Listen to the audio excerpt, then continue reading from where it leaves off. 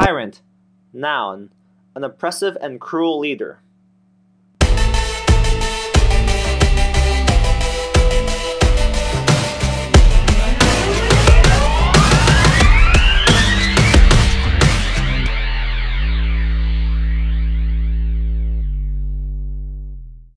Hello YouTube, this is Chrizmaniac, your friendly neighborhood maniac, bringing you another Pokemon X and Y Wi-Fi battle.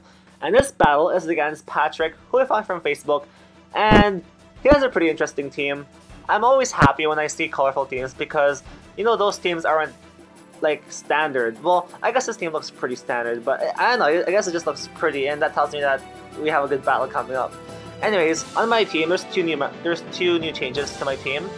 There is a Mamoswine, which has Stealth Rocks instead of my Tyranitar. My Tyranitar, in turn, has an Assault Vest.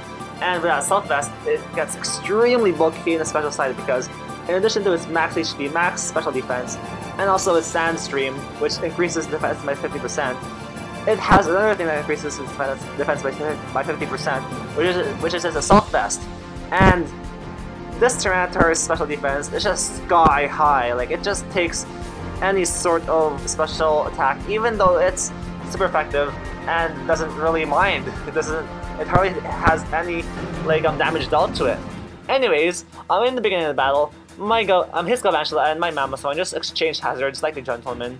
Here, would you like some Stealth Rocks? Yes, sure. And thank you for the Sticky Web. And I really like the Sticky Web too because my Reuniclus could use it later and outspeed basically everything with Trick Room up. Anyways, I set up a Reflect on my Mamoswine because I didn't breed Icicle Spear or Icicle Shard in this guy. Oh wait, Icicle Crash, yeah. By accident, I didn't know that was a breeding move. Anyways, right here, my Tyranitar takes a super effective Bug Buzz, and it hardly does anything to it. Look at that damage, it's just like only, what, 30 damage? And that just shows you how bulky Assault Vest Tyranitar is. And later on, you'll see how even more bulky Assault Vest Tyranitar is. Anyways, in comes his Krookodile, and right here, I just go for the Fire Fang an incoming Pokemon, or rather, in his earlier Pokemon, which was his Galvantula, because that would just knock it right out. But he just sends in his Krookodile, and he bulks up on the switch, I believe. And I've never seen bulk up on Krookodile before. I thought most Krookodiles were Choice Scarfers, or they had Pursuit just to trap Pokemon. But this guy has bulk up on this Krookodile. And I like that originality, man. I like it when I see new Pokemon movesets. Anyways, he switches out from my Blastoise because he doesn't want to take a Scald or like a Aura Sphere or something. And right here, my Mega Blastoise Mega Evolves, and we have Mega Blastoise on the field, ready to rumble. And I hit that Goodra with the Aura Sphere and hardly does anything to this Goodra because Goodras are just extremely specially bulky. So we're both buffeted by Sandstorm. Sandstorm just whipping around, just hitting Pokemon left and right. And in comes my Philippines, just so I could take Thunderbolt from this guy. And even if he Fire Blasts me or Flamethrowers me, my Philippines could take that hit because he has max HP, max special defense. So the Sandstorm goes down, that's good for both of us. Actually, never mind, that's not good for me because there's no more chip damage on his Goodra. Anyways, look at that Fire Blast on my Venusaur. Actually does a pretty good chunk of damage, but it's not enough to even knock it out. It only does like, what? Like 40%? Anyways, I put his Goodra to sleep. That's really good later on because I could just knock it out later on. Anyways, in comes his Talonflame. And right here I'm like, oh no, I'm screwed because Talonflame's just gonna Brave Bird me, so I just stay in, Leech Seed, just for the heck of it. And then the next turn, I predict him. Actually, I don't predict anything actually. I'm just sacking off my Venusaur because I know with Recoil. Actually, never mind. Recoil wouldn't knock him out at this point because he has the Citrus Berry.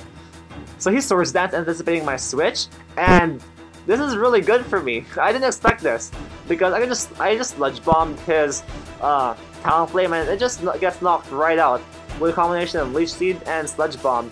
So that's one big threat out of the way. A Talonflame defeated by a plant type. Now that's something that you don't hear every day because plant types usually get destroyed by priority Brave Bird. Anyways, in comes his Dragonite, And I don't want this thing to set up on me, so I just stay in again. And I set up my Leech Seed just to take away its Multi Scale.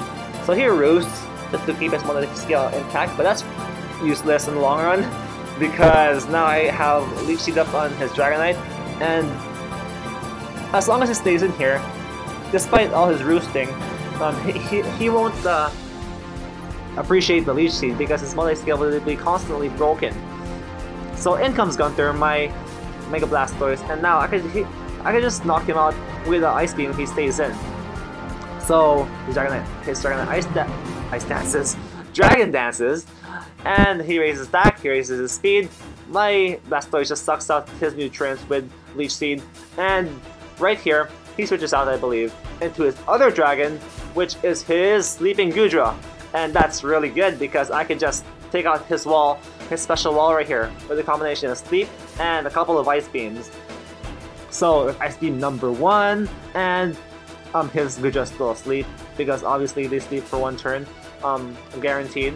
And Ice Beam number 2, and that is enough to take the Goodra right out. So bye bye Goodra. Now my special attackers could just wreak havoc in his team, especially my Mega Blastoise. But he can't really do that right now because there's Galvantula in the way. So right here, I see this as a perfect opportunity to start setting up. Actually, wait, not yet.